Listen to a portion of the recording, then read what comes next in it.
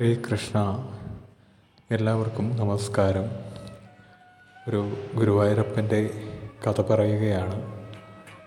മുതിർന്നവർക്കും കുട്ടികൾക്കുമൊക്കെ കേൾക്കാൻ പറ്റിയ ഒരു കഥയാണ്. ഭഗവാന് വലിയവനെന്നോ ചെറിയവനെന്നോ ഉള്ള വ്യത്യാസമില്ല. തികഞ്ഞ ഭക്തിയോടെ, നിറഞ്ഞ മനസ്സോടെ, അഹങ്കാരമില്ലാത്ത നന്മ നിറഞ്ഞ മനസ്സോടുകൂടി ആര് എന്തു കൊടുത്താലും അത് ഭഗവാൻ സ്വീകരിക്കും. അവിടെ ഭക്തജനങ്ങൾ നൽകുന്ന വസ്തുക്കളുടെ മൂല്യമോ എണ്ണമോ തൂക്കമോ ഒന്നും ഭഗവാൻ നോക്കാറില്ല. അഹങ്കാരത്തോടു കൂടി ദുഷ്കർമ്മങ്ങൾ ചെയ്തുകൊണ്ട് എത്ര വലിയ വഴിപാടുകൾ ചെയ്താലും ഭഗവാൻ അത് സ്വീകരിക്കാറില്ല. അങ്ങനെയൊരു കഥയാണ് ഇവിടെ പറയുന്നത്. തീർച്ചയായിട്ടും കുട്ടികളെ ഇത് കേൾപ്പിക്കുക. കുട്ടികൾ ഇതുപോലെയുള്ള ഭഗവത് കഥകളിലൂടെ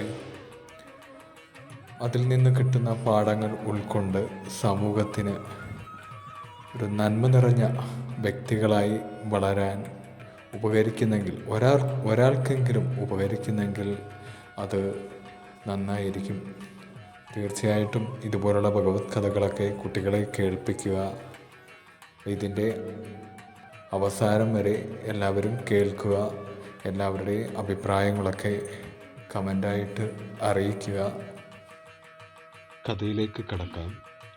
ആനയേക്കാൾ വലുത് കുന്നിക്കുരു ആണ് എന്ന് ഗുരുവായൂരപ്പൻ പറയുന്ന ഒരു കഥയാണ്. നാട്ടുപ്രമാണിയായ കടിഞ്ഞിൽ തിരുമുൽപ്പാടിൻ്റെ ആദ്യ ഭാര്യയിലുണ്ടായ മകളാണ് പാവുട്ടിമുടി കുഞ്ഞുലക്ഷ്മി അമ്മ. അച്ഛൻ ഉപേക്ഷിച്ചത് കാരണം അമ്മാവൻ്റെ സംരക്ഷണത്തിലാണ് കുഞ്ഞുലക്ഷ്മി വളർന്നു വന്നത്. അവർ ഗുരുവായൂരപ്പൻ്റെ ഒരു ഭക്തയായിരുന്നു. 40-ാം വയസ്സിലാണ് കുഞ്ഞുലക്ഷ്മി അമ്മയുടെ വിവാഹം നടന്നത്. പ്രാർത്ഥനകളും വഴിപാടുകളും ദാനധർമ്മങ്ങളും എല്ലാം ധാരാളം ചെയ്തു പോകും. എന്നാലും ഒരു കുഞ്ഞിക്കാല് കാണുവാനുള്ള സൗഭാഗ്യം ഉണ്ടായില്ല. അങ്ങനെ 20 വർഷം കഴിഞ്ഞ ശേഷമാണ് കുഞ്ഞുലക്ഷ്മി അമ്മ ഗർഭവതിയായത്. ഗർഭപരിപാലനമെല്ലാം വേണ്ട രീതിയിൽ നടന്നു. കൃത്യസമയത്ത് തന്നെ കുഞ്ഞുലക്ഷ്മി അമ്മ സുന്ദരിയായ ഒരു പെൺകുട്ടിക്ക് ജന്മം നൽകി. വാർദ്ധക്യത്തിലുണ്ടായ സന്തതിയെ ബന്ധുക്കളും കുഞ്ഞുലക്ഷ്മി അമ്മയെ കണ്ണിലെ കൃഷ്ണമണി പോലെ നോക്കി വന്നു. കുട്ടി വളരുന്നതോടൊപ്പം കുഞ്ഞുലക്ഷ്മി അമ്മ നട്ടുവളർത്തിയ കുഞ്ഞിച്ചെടിയിൽ നിന്നും ധാരാളം കുഞ്ഞിക്കുരുക്കൾ ഉണ്ടായിക്കൊണ്ടിരുന്നു. അതെല്ലാം തികഞ്ഞ ഭക്തിയോടെ അവൾ പെറുക്കിയെടുത്ത് സൂക്ഷിച്ചു. കുഞ്ഞിൻ്റെ ചോറൂണിന് അതെല്ലാം ഗുരുവായൂരപ്പൻ്റെ സന്നിധിയിലെ കുഞ്ഞിക്കുരു ചെമ്പിൽ കുട്ടിയുടെ കൈകൊണ്ട് തന്നെ വാരിയിടണം എന്നതായിരുന്നു ആഗ്രഹം. വിധി എന്നല്ലാതെ എന്തു പറയാൻ. ചോറൂണിൻ്റെ തലേ ദിവസം കുട്ടിക്ക് പെട്ടെന്നാണ് അസുഖം വന്നത്. കുഞ്ഞുലക്ഷ്മി അമ്മയെയും കുടുംബത്തെയും തീരാ ദുഃഖത്തിലാഴ്ത്തിക്കൊണ്ട് കുട്ടിയുടെ കണ്ണ് എന്നേക്കുമായി അടഞ്ഞു. ദുഃഖം സഹിക്കവയ്യാതെ കുഞ്ഞുകുട്ടി അമ്മ തികഞ്ഞ ഒരു വൈരാഗിയായി മാറി. ഇനി ഗുരുവായൂരപ്പനൊന്നും വേണ്ട, ഭക്തരുടെ ദുഃഖം അറിയാത്ത ഭഗവാനെ എന്തിന് പൂജിക്കണം? അവർ കുഞ്ഞുകുരു നിറച്ച സഞ്ചിയും ആഭരണങ്ങളും ഗുരുവായൂരിലേക്ക് കൊടുത്തയച്ചു. വൈരാഗ്യത്തോടെ കഴിഞ്ഞു. കുഞ്ഞുലക്ഷ്മി അമ്മയുടെ അച്ഛൻ കടിഞ്ഞിൽ തിരുമുൽപ്പാട് 2ാമത്തെ ഭാര്യയിലുണ്ടായ മകളുടെ ചോറൂണ് ഗുരുവായൂർ അമ്പലത്തിൽ വെച്ച് ഗംഭീരമായി നടത്താൻ തീരുമാനിച്ചു. പഞ്ചവാദ്യം, കളഭം, ആനയെ നടയിരുത്തൽ, കളഭം ചാർത്തൽ, വിശേഷാൽ വിളക്ക് തുടങ്ങിയവയോടെയാണ് പിറന്നാളാഘോഷം പൊടിപിടിച്ചത്. അന്ന് രാത്രി തിരുമുൽപ്പാടിന് വല്ലാത്ത ചുട്ടുപുകച്ചൽ അനുഭവപ്പെട്ടു. പ്രഗത്ഭ ഡോക്ടർമാർ വന്ന് പരിശോധിച്ചിട്ടും രോഗം കണ്ടെത്താനായില്ല. 2ാം ഭാര്യ പല വഴിപാടുകളും നേർന്നു. അതുകൊണ്ടൊന്നും യാതൊരു ഫലവും ഉണ്ടായില്ല. പുലർച്ചയോടെയാണ് ഒന്ന് കണ്ണടയ്ക്കാൻ ആയത്. ഒന്ന് മയങ്ങിയതേയുള്ളൂ. അപ്പോൾ ഗുരുവായൂരപ്പൻ്റെ വാക്കുകൾ ആ ചെവിയിൽ മുഴങ്ങി കേട്ടു. ആനയെ നടയിരുത്തിയതിൽ വലിയ അഹങ്കാരമൊന്നും വേണ്ട. ആനയിരുന്നപ്പോൾ എത്ര കുഞ്ഞിക്കുരുക്കളാണ് ചതഞ്ഞറിഞ്ഞത്. ആ ഭക്തയുടെ മനോഭാവം നിങ്ങൾക്കറിയുമോ? ഭക്തർ മനഃശുദ്ധിയോടെ സമർപ്പിക്കുന്ന, നിസ്സാരങ്ങളെന്ന് തോന്നിക്കുന്ന ഏതൊരു വസ്തുവും എനിക്ക് വിലപ്പെട്ടതാണ്. രണ്ടാം ഭാര്യയിലെ മകൻ്റെ മകളുടെ ചോറൂണ് ഗംഭീരമായി നടത്തിയ നിങ്ങൾ ആദ്യ ഭാര്യയിലെ മൂത്ത മകളുടെ സ്ഥിതി അന്വേഷിച്ചുവോ? പാവട്ടുമുറി കുഞ്ഞലക്ഷ്മിയുടെ മകൾ മരിച്ചിട്ടൊന്ന് ആശ്വസിപ്പിക്കാനെങ്കിലും പോയോ? പേരിനും പ്രശസ്തിക്കും വലിയ പണക്കാരനെന്ന ഭാവത്തോടെ കാട്ടിക്കൂട്ടുന്നതിലൊന്നും എനിക്ക് വലിയ തൃപ്തിയില്ല. ഭഗവാന്റെ വാക്കുകൾ കേട്ട് തിരുമൽപ്പാടിന് വലിയ പശ്ചാത്താപമുണ്ടായി. ചെറുമുക്ക് തിരുമേനിയെ വിളിച്ച് പ്രസന്നപ്പിച്ചു. പ്രസന്നത്തിൽ മകൾക്ക് ഒരു ഗുരുവായൂരപ്പൻ്റെ വിഗ്രഹം വാങ്ങി കൊടുക്കണമെന്നും അതിനെ നിത്യവും പൂജിക്കണമെന്ന് പറയണമെന്നും കാണുകയുണ്ടായി.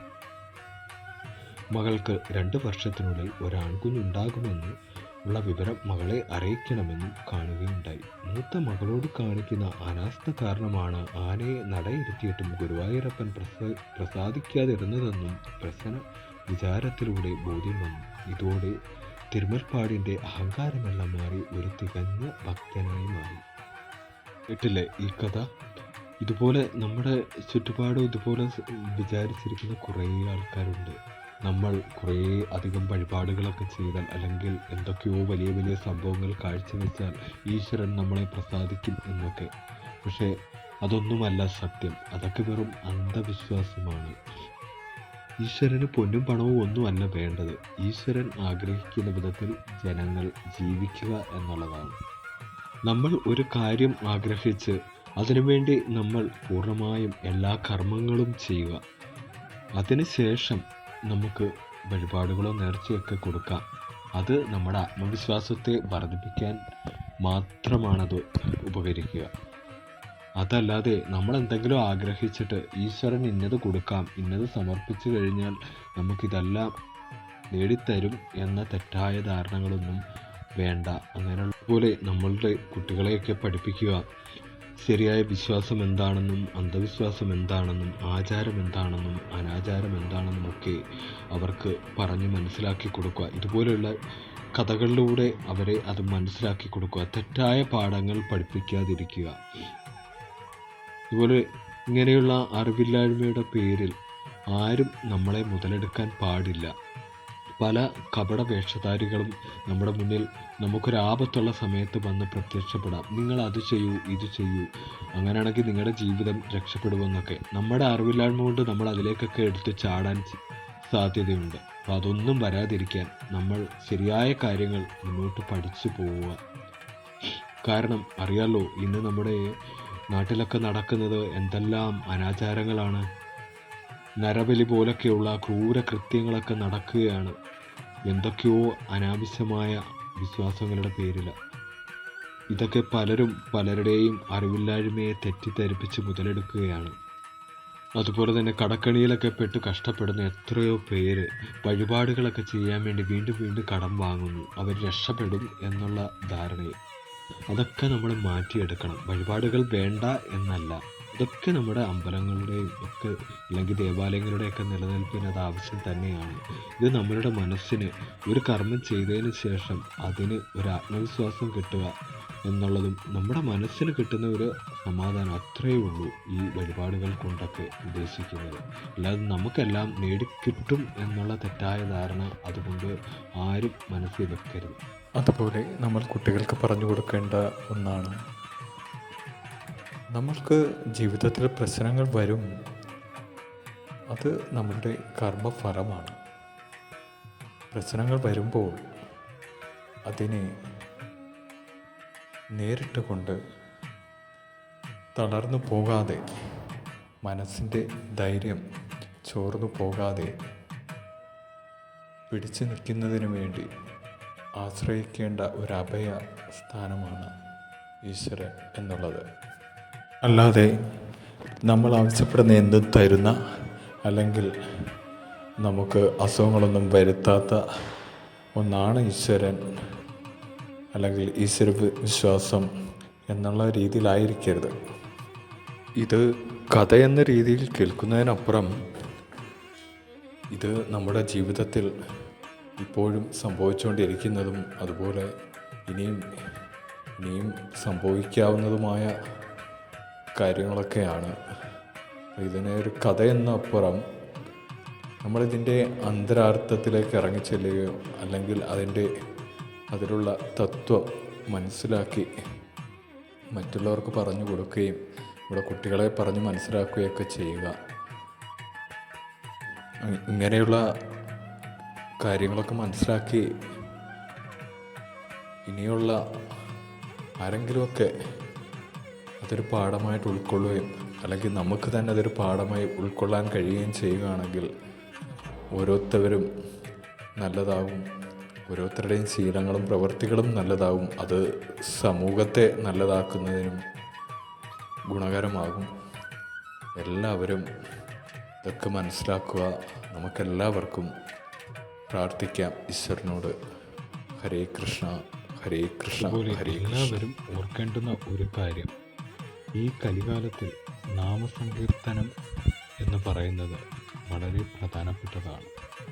ഈ കലികാലത്തിൽ നാമസങ്കീർത്തനം ഒന്നുകൊണ്ട് മാത്രം മോക്ഷം ലഭിക്കും എന്നാണ് പുരാണങ്ങളും മറ്റും ഉദ്ഘോഷിക്കുന്നത്.